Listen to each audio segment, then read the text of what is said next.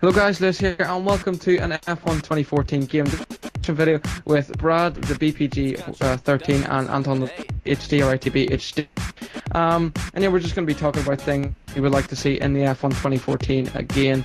So there was one last week, I'll leave that down in the description, as well as these guys' channel. So Brad, are your ideas first?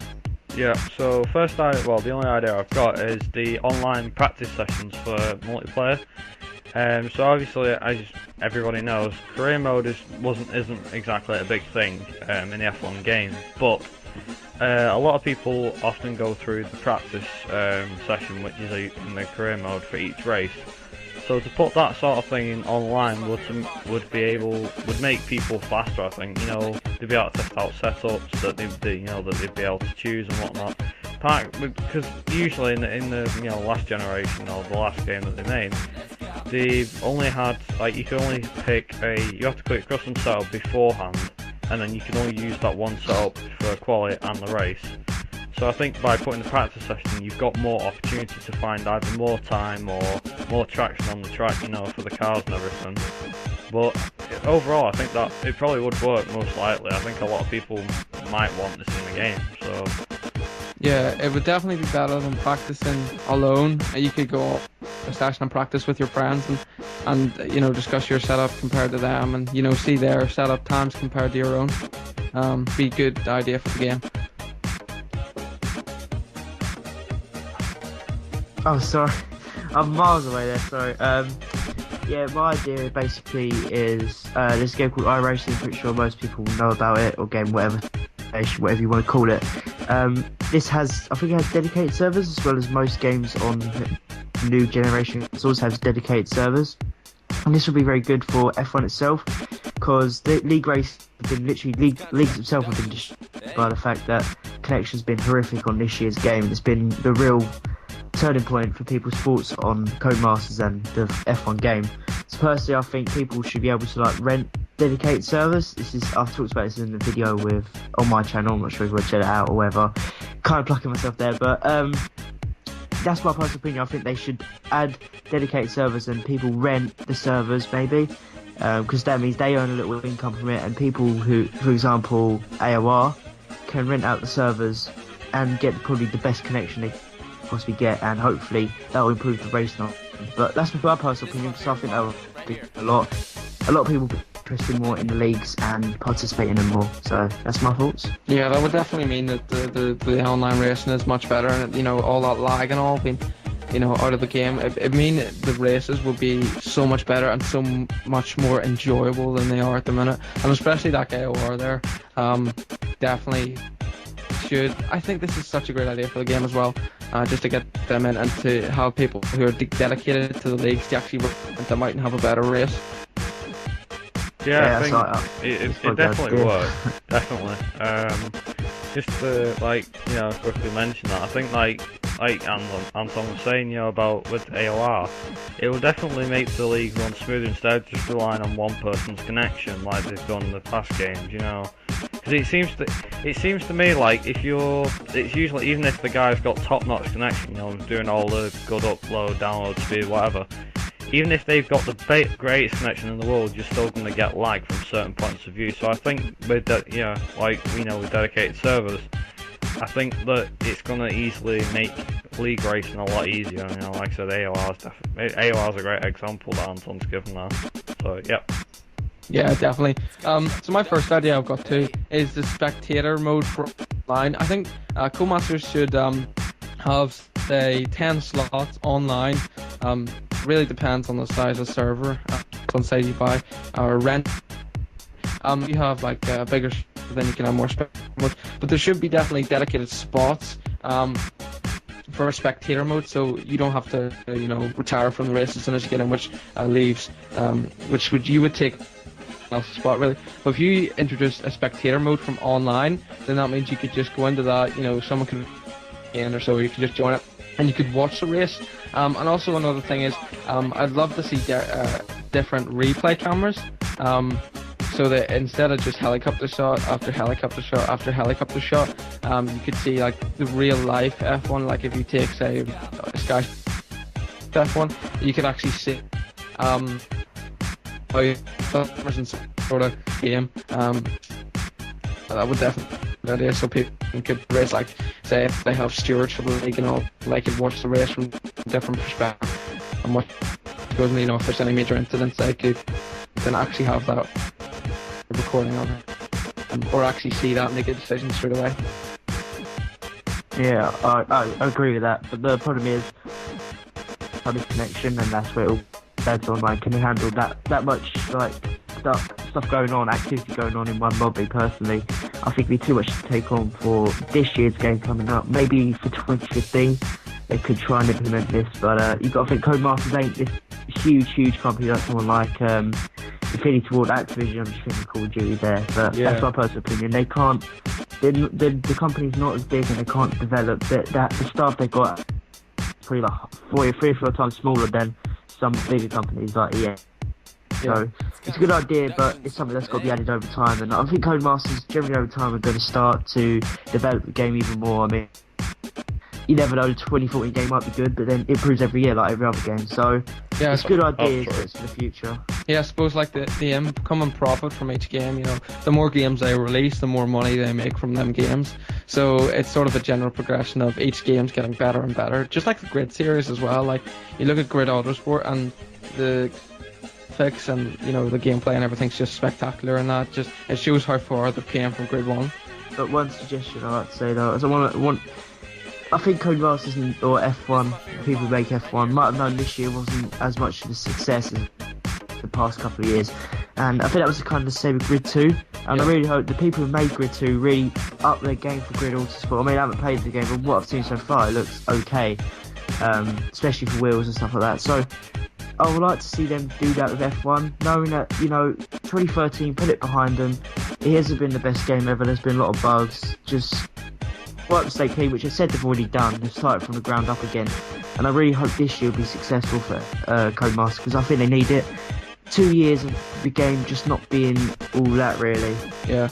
I think they might need more time, to develop the game. I think because if you look at some of the greatest F1 games, or even greatest racing games that we have, it usually has took more than a year to develop that game, to get it into the perfect game where we like playing them no matter what. We don't go off them after about a month or even a few days.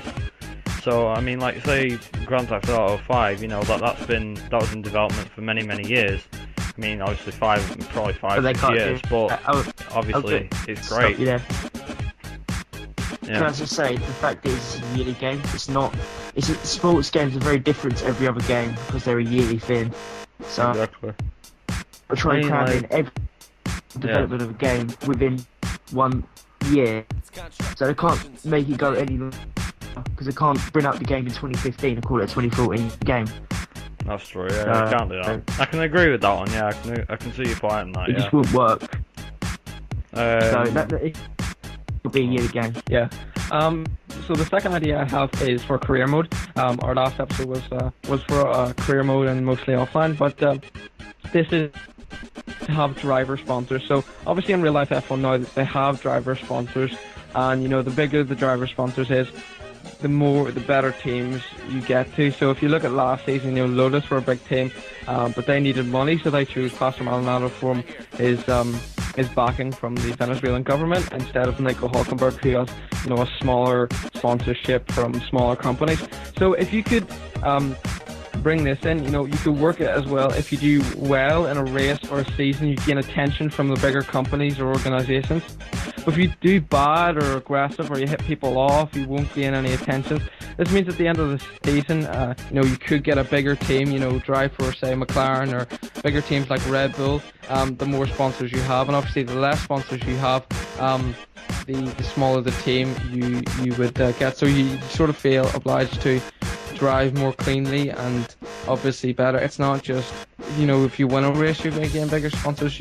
It's how clean you get, an average of pace / position / points / how if you gain points there every race, if you're consistent with your races, if you don't have people off and you actually do well in the races, you gain more sponsors.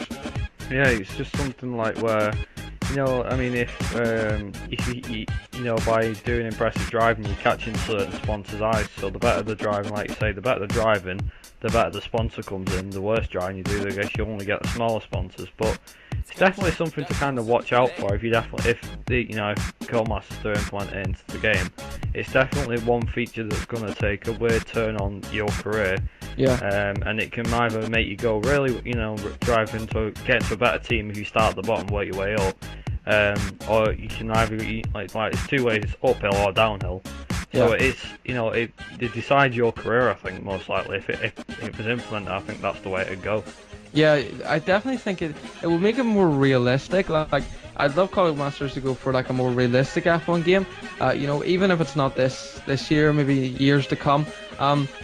But it'd definitely be great to have that, and even people who don't want it, like things that you could turn off, like if they implemented say a warm-up lap and a cool-down lap, you know, you could turn that on and off, and that could be the same with the sponsors. You know, you could turn that on and off depending on what you would like it to be.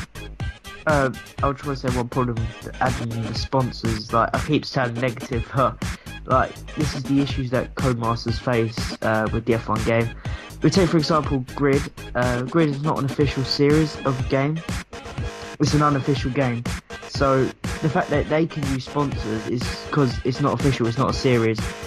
With adding sponsors to F1, they have to talk to the FIA, get permission off the FIA and of course Formula 1 itself if they agree to it, because all the sponsors are still going to be included in the game and stuff like that. Yeah, so this will cost too much time and effort for them, and they could mainly focus their time on improving the game.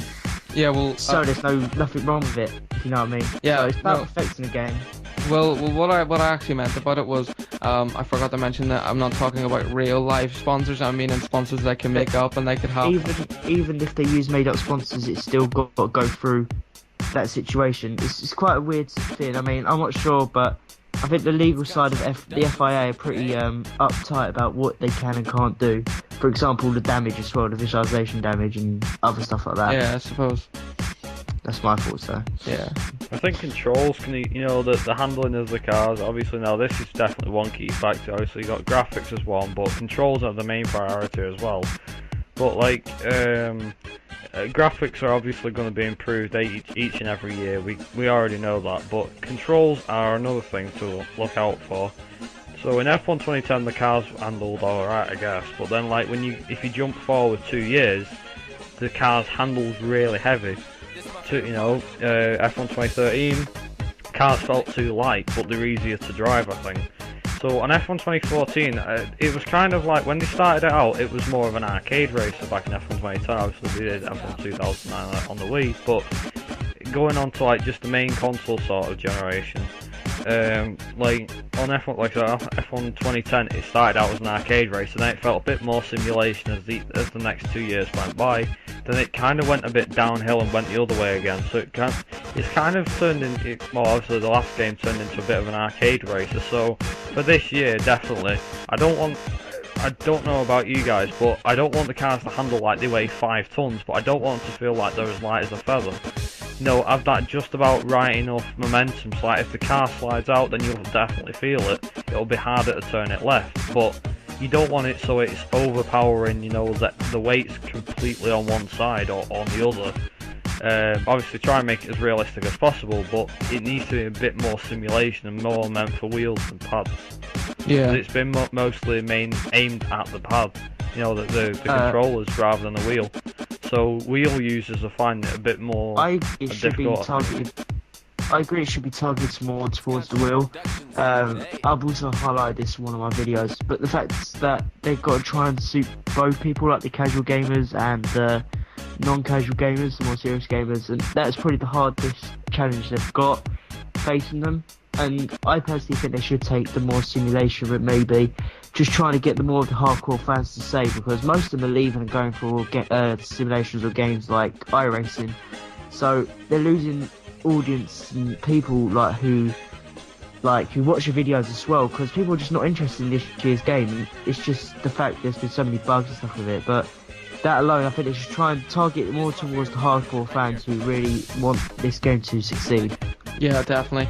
I think in a way, I don't think it should be targeted for the wheel, and I don't think it should be targeted for the pad. I think they should try and make it sort of down the middle, you know, as best as they can make it for both of them, because in a way, wheel users decide to buy the wheel, so if they decide to buy the wheel, then they're going to use the wheel, obviously. But it definitely shouldn't be like put towards or made for one of the two of them. So I think it should be down the middle. You know, it's good to use on both sides. Definitely not targeted at one wheel or pad. Exactly, because like I said, F1 2012 it felt heavy, which is more meant for the wheel user, I think. Whereas, like I said, 2013 the cars felt lighter, meaning more for a pad user. So, like I said, if you can crack it down the middle and get best of both worlds, then I think everybody will be happy. You know, whether you're on a wheel, whether you're on a pad, I think everybody will enjoy it. But that's only if they can get it just right. I'm not saying they can get it just right, because obviously it's going to be hard to find where exactly enough is enough for both. But in the end, if they can get it right, then I'm definitely reassured that the F1 series is not exactly dying like it has been with the last game. Yeah. I'd like to get on my final thoughts. I'd like to see, this is going to sound harsh to all the old generation consoles, or say the audience of the old generation consoles, say, I would like to see Codemasters, do you know what, stuff it, we're not going to make it on 360 or PS. We go with the time and with PC, PS1. That's the only way this game's going to do well, because if they're going to be always holding back, they're going to be thinking, yeah, we can have this feature, but it's not going to be included in the PS3 version or Xbox 360 version, and they're always going to be holding back until eventually when they stop making it on the old consoles. It's going to take the biggest step forward if they don't include these old consoles.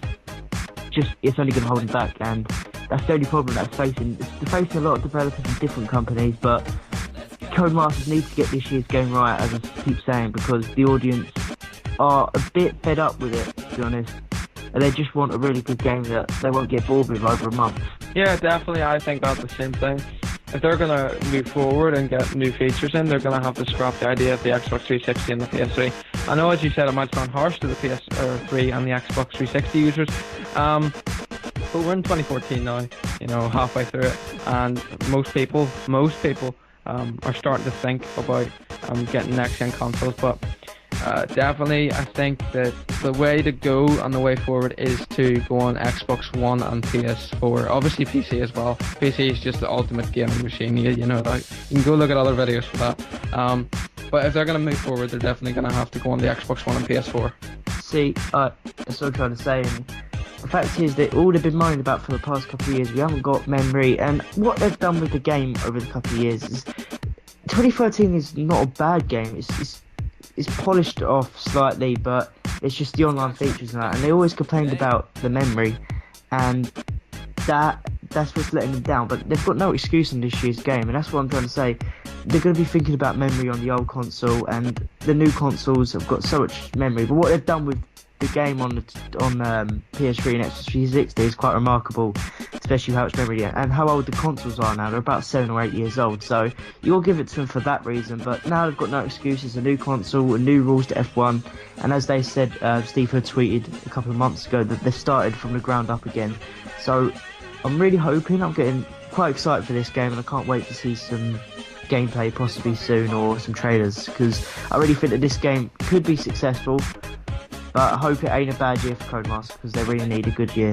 Yeah, engine noises are going to be key as well. I think, you know, when driving the cars around the track, I think that if they can get that right as well, I think probably everybody will enjoy it. I'm not just saying that, but it seems like about right to me. I think that if they make the cars, obviously with it being new this year, they're a lot more quiet than they were last year. But if they can keep the noise level about the same as they were in last year's game, so keep them not exactly very very loud, but keep them loud enough for, you know, so it's just about right level of noise, and not sounding like it's only, I don't know, like it's 50 meters away. If it's, you know, like I said, if they can get that noise level right and the engine sounds right for the car, I think we could easily see a better side of the game for it. I think maybe the main menu could change as well. I know obviously now they've stuck it like in a showroom sort of look for both of them past 2 years. For the past 2 years. But like I said, a lot of people probably are. I don't know how many people are expecting this, but a lot of people were saying about on like forums and things about how they could have the game as first person again. You know, not the actual during the game, just from like when you used to do the interviews in the old games from F1 2010, 2011, that sort of thing should be brought back. And I can see why people agree with that, but that's just my thoughts. But it's all my opinion, yeah, I guess. I think Codemasters needs to have a look at the mods that are released on the PC side of things, because if you look at this modded career mode, you know, it's 100% career mode, you look there, you've got the realistic damage, which is amazing, and a mod. You've got the camera that he uses, which is the helmet camera, more realistic helmet camera. That's a mod. There's also the engine sound, which are absolutely fantastic for what they've been able to do, which is a mod. And you know, Codemasters should definitely have a look at them and see what the mods are like, and maybe take a few ideas from that, or even the sound and stuff from that. And the OSD as well. Personally, I think the Codemasters, because they're not the biggest company or the biggest game company out there, they listen to their community, and hopefully by getting feedback. Let's be honest, we all know what's going to happen. Before the game's going to come out, there is going to be review copies sent out to a couple of the YouTubers. Let's be honest, it did cause a lot of stuff and hassle last year between the YouTubers, but I think they should do that, but make sure on the time they're testing out the game properly and find out what's wrong with the game before they release the game. Find the bugs straight away. Find the bugs and get rid of them before the game comes out. If they're going to get these review copies, which we all know they are going to get the review copies, want them to give good feedback to the game, because I know Codemasters do listen to community, and they have been looking on the forums, especially for example Luke Sprin has been taking on the feedback and giving it to the developers, and that's what I think. They've listened to community, but hopefully when the review copies get handed out to people like Arav, TM Marduk and Alex Afro, they're going to give good feedback. And I know some people like Arav and TM Marduk will be honest about the game and tell what's good and what's bad and give the feedback to Codemasters, because that's what's going to make the better game. Exactly. Yeah, definitely. I think OS, I mean, going back to just a quick, run over the game in general, I think how Lewis was saying before about the Araver's 100% race mode that he does, his career mode. Well, about the mods, how Codemasters can maybe take in what what people are looking at there and whatnot, like with engine noise and so on, what Lewis was mentioning. But unlike some, when you look at not just Aravers but other people's 2014 mods, like you'll see differences to the on-screen display. Yeah. Like for instance, where the time is in the top right of the screen, instead of it just saying like whatever, I don't know what's in the box, I forgot, but like when it shows purple or green or red or just no colour, it uses like on the modded version it has like Sky Sports in the box or Durex or something like that, not Durex.